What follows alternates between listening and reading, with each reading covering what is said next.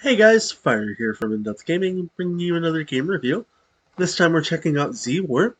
Z-Warp is developed by Panda Indie Studio, with additional development by East Asia Soft and published by East Asia Soft, and released on April 5th, 2022, for a price of $6.99. At the time of recording this review, the game is still on sale, so you can save a little bit of money if you do want to pick it up for a little cheaper. So what is Z-Warp? Z-Warp is a shoot 'em up. We've seen a lot of shmups on the channel. Shoot 'em ups are all commonly referred to as shmups, which is basically a game where you shoot a bunch of bullets and try to kill as many enemies and live and get as far as you can in stages.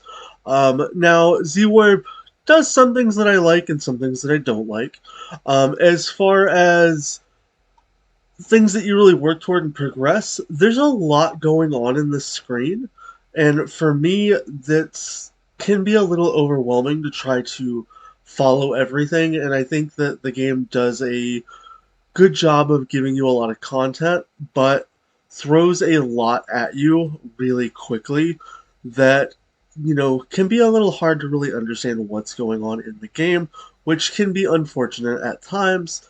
Now, what the game does as far as its unique, I guess, style or esque mechanic is it has this little left bumper bomb thing that you'll see me trigger here. Um, that kind of just blows up things around it, and that's kind of the gist of what Z-Warp does. There's not really many unique things that the game has going on. It's here's my little bomb explosion and then a gigantic laser. You're not really going to get opportunities to change up your weapons or the arsenal that you have. You will get little bits of upgrades and power-ups that basically either give you more health or make you just a little bit stronger, but they don't really change a whole heck of a lot when it comes to what the game does while you're playing. Now, as far as amount of content, there's multiple stages that you're going to be able to work through with a variety of bosses, but most of the bosses in general are basically a representation of the same thing being done over and over. Just dodge a couple bullets. They all do the same attacks, even from the base down enemies, so you don't really have to have a lot of variation. It's all these little orbs that shoot at you, and nothing really else happens in the screen.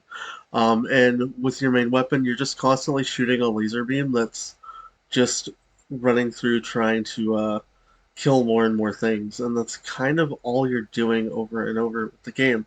You're going to have opportunities to um, kill different things, and you might have to use different triggers for your bombs or figure out how to get through levels by shooting, like, for example, these little eye guys and triggering things so you don't lose your kind of pseudo abilities that get you killed.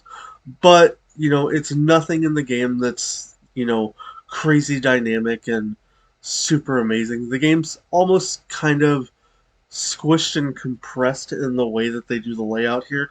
I definitely feel like there could have been like some visual artwork on the sides of my screen that just, either gave me some stats or did something to be a little more engaging wise in the game, but instead I'm just left here with kind of blank space and, maybe like just a hope and wish of what could have been in the game for me to, have there visually just to maybe be there. It could have been like some fun little graphic details about my ship or, something like that. You never know. But just like the biggest disappointment for me is just the lack of different type of content. I love the bosses, I love the art style, but when every single weapon in the game is basically just the exact same two balls that are just different sizes, there's not a lot of variation that the game has to offer for you. Now, the variation that the game does have to offer for you, though, is there are two modes. There's the campaign mode, where you basically play through the little levels, and then there's an endless mode where you try to get the highest score possible. And that's kind of the gist of the game. I don't even believe this game has a co-op mode, which a lot of shmups have been releasing with as of late, so it is kind of a bummer to not even have a co-op mode to be able to play local split screen with, which, unfortunate, but it is what it is. I'm still personally holding out, waiting for a shmup that allows me to play online multiplayer with my friends, but I think I'm going to be waiting for that one for quite a bit of time. Um, but overall, though, I don't hate Z Warp, but it's definitely not my quote unquote favorite shmup that's ever hit the console. I definitely think there's a lot better shmups out there. So as far as giving an opinion for buy, sale, or pass, I'm personally gonna probably recommend passing on Z Warp, as there's just a lot of other good shmups that have hit, especially games that like East Asia Soft has published, and some other ones out there that I just think that are a lot more fun. Outside of just color variation, like you don't really get too many unique weapons or opportunities with enemies you fight with and interact with. And, for me, that's definitely disappointing.